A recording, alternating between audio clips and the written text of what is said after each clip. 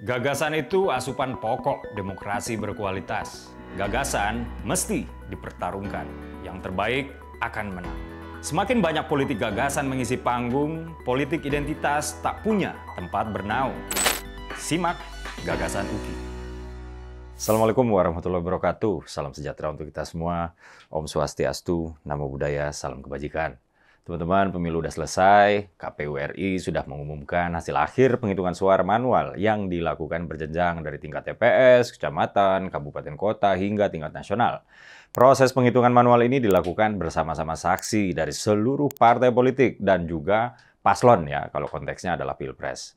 Singkatnya, pada 20 Maret kemarin KPU sudah mengumumin bahwa pemenang Pilpres adalah Prabowo Gibran dengan keunggulan mutlak yaitu perolehan 58%. Sehingga Pilpres cukup diadakan ya satu kali putaran aja. Jadi rakyat sudah menentukan, tinggal bagaimana sikap elit aja sih. Apakah elit akan terus memaksakan ego mereka dan menginjak-injak kemauan rakyat, atau justru para elit tersebut sadar bahwa dalam iklim demokrasi, aspirasi bergerak dari bawah ke atas, bukan sebaliknya. Sehingga mereka legowo dan berdamai dengan kenyataan bahwa rakyat belum mau memenuhi syahwat berkuasa mereka. Itu bagi yang kalah. Sikap mereka yang saya maksud semakin terlihat sekarang ya, ketika MK sudah membuka pendaftaran untuk sengketa pemilu. Bukan soal apakah menggugat dan membuka sengketanya, karena itu adalah hak konstitusional yang cukup saya hormati, tapi soal apa isi gugatannya. Dikutip dari kantor berita Kompas.com, TPN Ganjar Mahfud meminta Mahkamah Konstitusi atau MK mendiskualifikasi calon pasangan nomor urut 2 Prabowo Subianto Gibran Rakabuming Raka.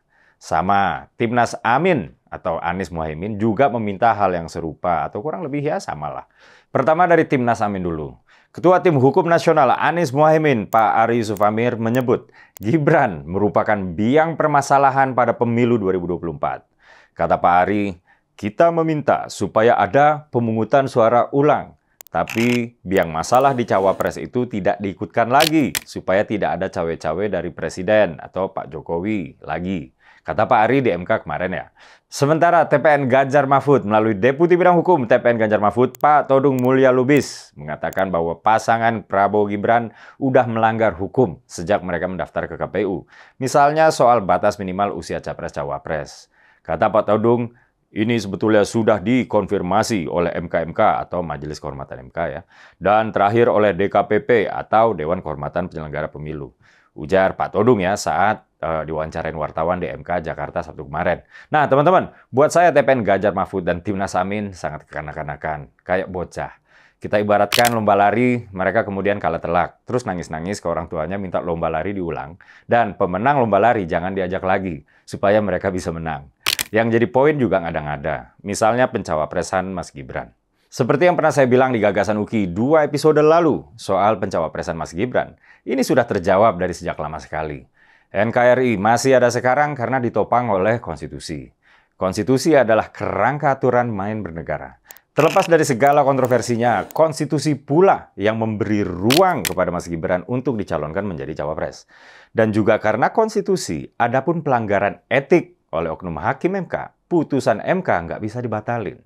Di mata konstitusi, pelanggaran etika nilai bobotnya nggak dapat membatalkan putusan MK yang final dan mengikat.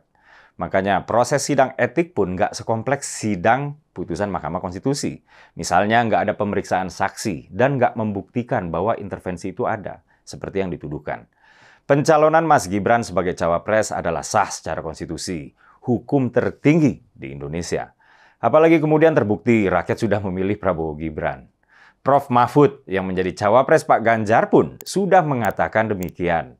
Beliau yang ahli hukum tata negara sudah mengatakan bahwa pencalonan Mas Gibran adalah sah secara konstitusi.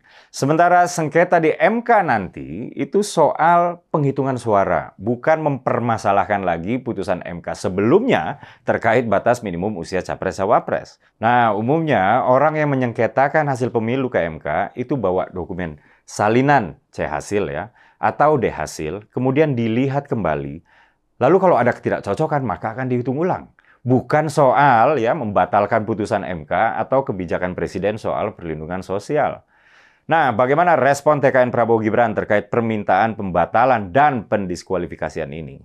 Dikutip dari kantor berita Detikom, Bang Habibur Rahman menilai bahwa tuntutan TPN Ganjar Mahfud dan Timnas Amin ini miskin bukti dan minim argumentasi. Semua serba asumsi dan memakai prinsip pokoknya. Ya kalau sudah pakai prinsip pokoknya, nggak ada lagi ruang berdialektika. Jadi nggak salah ya, saya bilang mereka kayak bocah. Mereka sadar bahwa mereka nggak akan bisa menang sengketa pemilu ya, kalau acuannya adalah jumlah perolehan suara. Makanya yang dipersoalkan adalah putusan MK-nya dan kebijakan pemerintahnya. Maksa banget. Segitunya nafsu kepengen berkuasa sehingga orang-orang yang sudah dewasa mau mempertontonkan sikap kekanak-kanakannya. Membatalkan apa yang udah jadi kehendak 58% rakyat pasti akan melahirkan kerusuhan di lapangan. Seharusnya para politisi meletakkan kepentingan bangsa sebagai kepentingan tertinggi. Kalau memang nggak siap dengan aturan pertandingan, lawan pertandingan, dan perangkat pertandingan, ya jangan bertanding. Ya setelah bertanding, dewasa dong. Saatnya bersatu kembali membangun bangsa ini. Akhir kata, bagi saya kemenangan Prabowo Gibran dalam Pilpres 2024 ini dapat diartikan sebagai kemenangan melawan kesombongan dan keangkuhan. Ketika mereka yang sombong dan angkuh tersebut kalah, ego mereka nggak terima dan untuk kasih makan ego mereka mencoba mengubah hasil pertandingan. Walau mereka tahu usaha mereka itu akan mengangkangi kehendak rakyat dan akan sia-sia. Saya Dedek Prayudi, wassalamualaikum warahmatullahi wabarakatuh.